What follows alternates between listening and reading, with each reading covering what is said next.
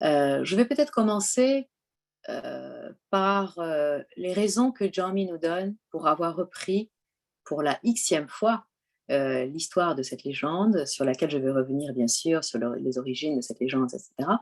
Mais là, j'ai vraiment envie de commencer euh, par le chapitre, en fait, par le début du chapitre 5 du Leili Majnoun de Jaume, qui s'intitule De l'amour des cœurs sincères et de la sincérité en amour.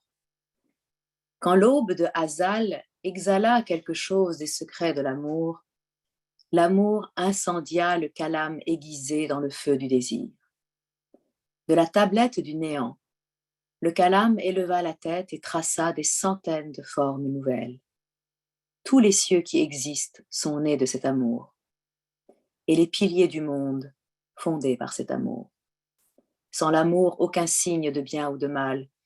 Tout ce qui n'est pas par l'amour n'est pas tout court. Cette voûte azurée de si haute stature qui tourne et tourne encore de jour comme de nuit, est comme un nénuphar au jardin de l'amour, ou bien comme une balle au polo de l'amour.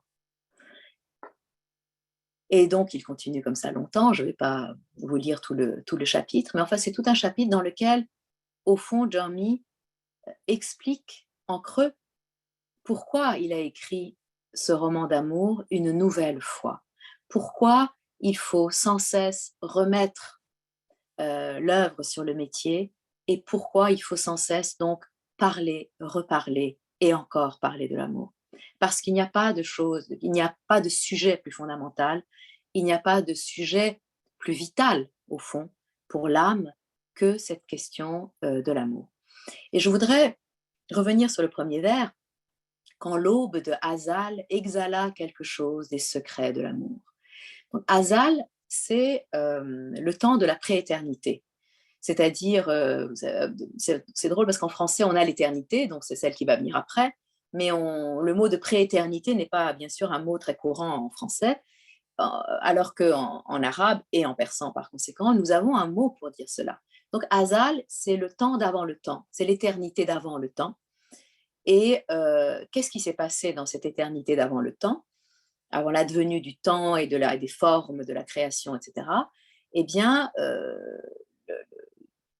ce qui est beau poétiquement, c'est de parler de l'aube de Hazal, hein, de l'aube de la prééternité, c'est-à-dire de l'aube d'un temps où il n'y avait pas de temps, alors que l'aube, normalement, c'est censé marquer le temps. Mais ça veut justement dire, voilà, c'est dans ce moment où soudain la création était,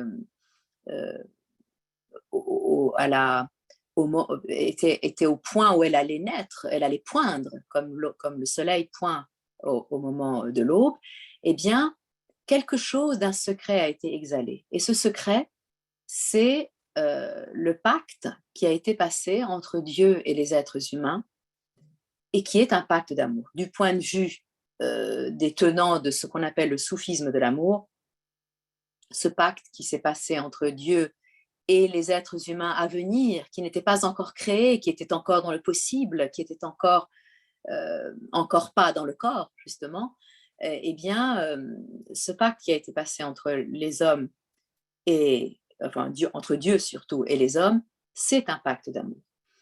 Et ce qui est beau dans la présentation qu'en fait Jaume, c'est qu'habituellement, on nous dit, bon, ben voilà, Dieu a passé un pacte, il a demandé à Dieu, ne suis-je pas, Dieu a demandé aux hommes, ne suis-je pas votre Seigneur? Ils ont répondu, oui, tu l'es. Et c'est ainsi, finalement, que les êtres humains sont devenus les dépositaires de justement, de cette possibilité d'aimer, de ce pacte d'amour entre Dieu et les hommes. Mais là, habituellement, donc on nous le présente comme ça. Mais là, tel que Jaume nous le présente, il nous dit en fait, l'amour incendia le calame aiguisé dans le feu du désir. Comme si, euh, ici, bien sûr, il s'agit du calame, au départ, du calame divin. C'est-à-dire qu'on a vraiment l'impression que toute la création est un acte d'amour du divin envers l'humain. Donc Dieu a créé le monde pour le désir, justement, pour le désir, je dirais pour constater, pour contempler le désir que les hommes auraient de lui euh, une fois qu'ils seraient jetés justement dans ce monde créé par le Kala. En même temps, Jaume nous dit que au fond, eh bien, ce que fait la poésie, c'est épouser le mouvement de ce calame créateur de Dieu. Puisque, bon, ça c'est une donnée coranique, hein, dans toute la tradition, on dit finalement que Dieu a écrit l'univers avec son calame. Et Jami nous dit un peu plus loin que, par exemple, Majnun, qui était poète, il écrivait aussi la beauté avec le calame de la poésie. Donc, il nous fait une juxtaposition des deux, et ce qu'il nous explique, c'est que finalement, l'écriture, et en particulier l'écriture des formes de la beauté, que ce soit l'acte créateur divin, que ce soit l'acte créateur poétique, ce n'est jamais qu'une écriture qui est là, qui est donnée pour le désir, pour réveiller le désir. Donc Dieu a créé tout cela pour que nous puissions faire l'expérience du désir.